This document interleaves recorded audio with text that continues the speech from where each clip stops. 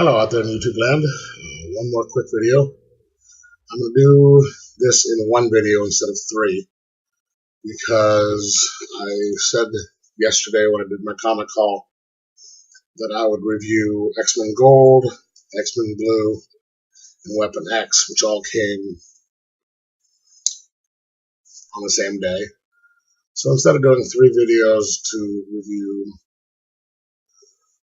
separate videos to review each one, I'm just going to do all three in one video.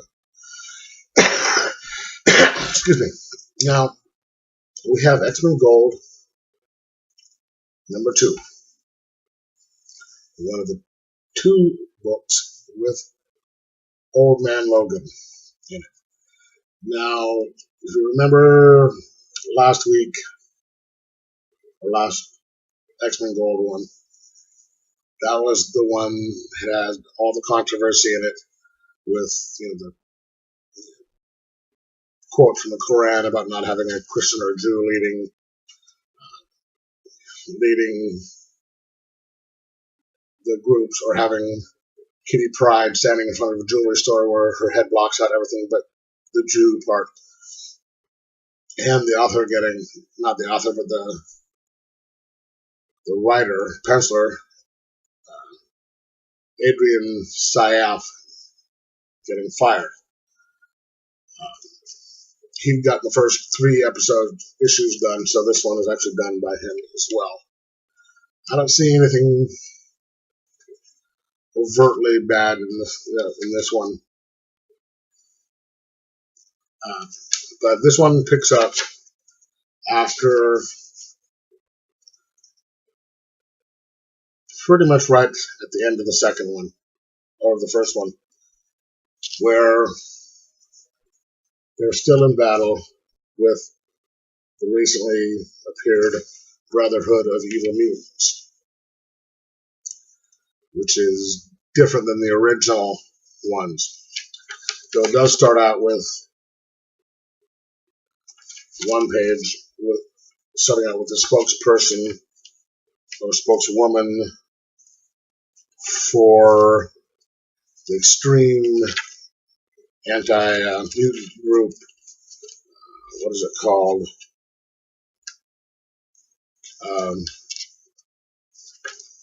Darn it.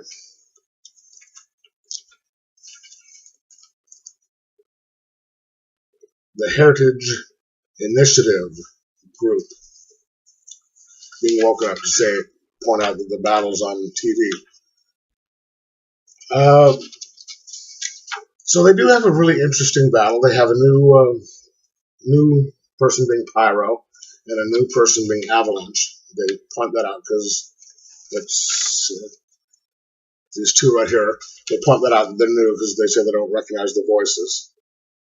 So that's a member. They have Mask, who used to be a Morlock, and a former member of the New Mutant in there, and someone they don't recognize. Now, this is a very interesting story because there's a good battle going on, lots of different events happening. The art by Adrian is quite good, in my opinion. I've heard people say they don't think it's up to par, but I like it. And you can actually see that Old Man Logan is old in this one. The only thing that I don't really like, and it kind of hints of jabbing at certain current events. I mean, I know in stories you do follow events that are happening in real life, but you can see it's the Facts channel, and they're taking a jab at certain TV news stations, and they're having little discussions about this group wanting to get rid of every single mutant in the U.S., which is, and comparing it to certain events in real life, which is a total misrepresentation. But maybe they're just going with some exaggeration. Who knows? But overall, I think the story is very good. And going back to the basics of the way the X-Men are supposed to be, where they are, you have the two sides of the same perspective. Some mutants wanting to go about achieving the goal peacefully. Some of them saying, hey, we need to kick this up a notch and take the war of the hatred to them and just slap it down. So it's getting back to the way that it used to be, more interesting stories, more action stories, and getting back to the whole point of battling the hatred and such and such. So I'm still giving this a 4 out of 5, maybe 4.1 out of 5. The only thing I'm worried about is after the third episode issue, once the fourth one comes out and they have a new artist, the art isn't going to be as good. But I hope the art and the quality of the story stays good, because I will keep buying it if that's the case. Because this is, there's a lot of stuff that's going on that's not being answered because you're still trying to find out what the bad guys. I mean, we know somewhat what they want, but we don't know what their plans are, and because they withdraw, they come back. But I do have one question about this, because you can see here the shield shows up and it shows Captain America. Now, I'm not sure when this is taking place, because this would be Captain America who's still in charge of S.H.I.E.L.D., and he is not a Hydra agent at that point. I'm not following some of that other stuff, so I don't know if it's known he's a Hydra agent or not. So I'm not positive as to when this is supposed to be taking place in the Marvel Universe. Okay, then we have X-Men Blue. Now, one thing I did just find out today, that this is written by Colin Bunn. Thought I recognized that name. This turns out that this is the same guy that wrote or is writing Harrow County. So it's going to be good. This has the originals: Marvel Girl, Cyclops, Angel, Beast, and Iceman. Now, last episode, I'm sorry, I'm not going to keep correcting myself. I'm going to say episode. I might say episode or issue. You know what I mean. I was hesitant to give away the surprise ending, but with this one, if you haven't read it already, you're probably not going to. The surprise person was Magneto, who is their mentor.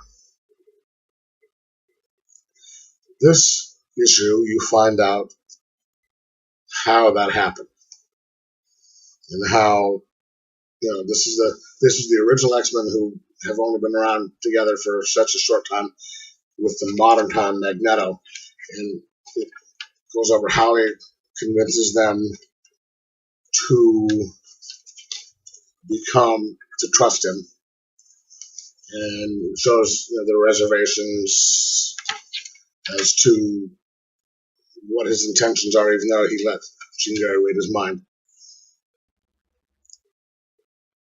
And there are some little strings going on, being introduced that you don't quite know what's going on, because we have Scott and Hank discussing his magic issues, him learning mysticism, Scott talking about how uncomfortable he is with it. and someone speaking to him, Hank, off panel, and you don't know who he is or what is going on, because it says magic scares him, poor little flower, and he hasn't seen anything yet. That is someone speaking to Hank, and you don't know what's going on. And then there's also one other thing near the end of the book with Sentinels arriving. They're being sent out to fight Sentinels, but the Sentinels refer to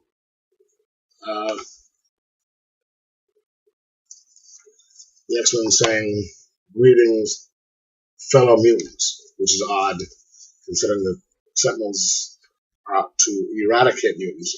So what's up with that? And I'm not going to give away the ending because there's another little surprise, and that one trumps the other two. Good story. I have a good feeling about this because now that I know who's writing it, it's going to be a very good story. And I'm looking forward to seeing issue 3, which I think will be out in a couple of weeks. Sorry, hold on. Okay, now we have Weapon X 2. The other one with Old Man Logan. And I think before I've expressed my opinion on having him in so many different stories. It's sort of like having Batman in Batman comics, Detective Comics, All-Star Comics, Justice League of America, all these different things. How can it be so many different places at once?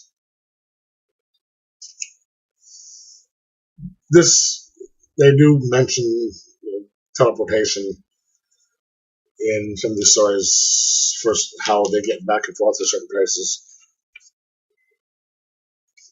And some of them are happening in the same places, like in both X-Men Blue and Gold. Some of the action takes place in Madripoor and New York. So, yeah. Now this one is still in Colorado. Oh wait, this one is it starts out in Arizona with Warpath and how he gets taken by the bad guy groups, and then it switches back to where it let off with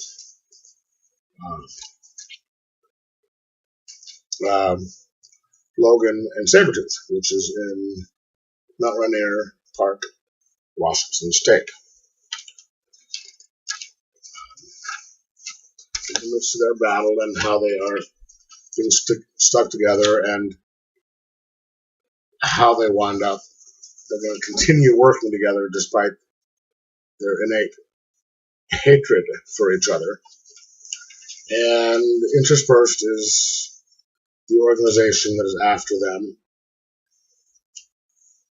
And just little bits and pieces of enough of the conversation to know that they want Sabretooth, Wolverine, along with who they already have, the captured Wartooth. Sorry, what is his name? Warpath, and they already have Lady Deathstrike and Lady Deathstrike. I think they have Domino. Just enough of their little plans to wonder what's going on and see who bad guys are here, and little bits of humor about one of the operatives keeping missing out, picking up his kid on visitation day with his ex-wife, which I think is kind of funny. This is really, again, another really well-written story. I think there's, I don't know for sure, but this group seems separate from the one in X-Men Gold, or it may not be. They aren't revealing much about either group, but this possibly is a separate group who wants to collect mutants with healing powers for their mutant hunters. So you know that part of the plan, but you just don't know why they want it yet. And then they